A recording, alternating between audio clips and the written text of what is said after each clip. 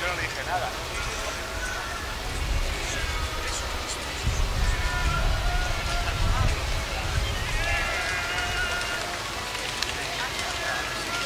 Porque trabajo en tres.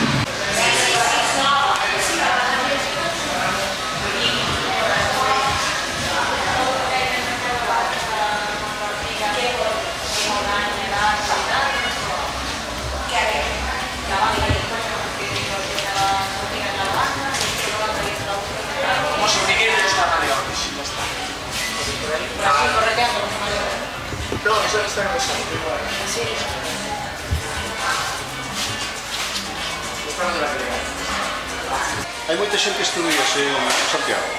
Ay, perdón, hay mucha Se hai gente. moita xente estes días en Santiago. Pues sí, Sí. bastante, con el apóstol. Están acabando as festas e... Bueno, cada vez menos, pero... Ai, ai. Bueno.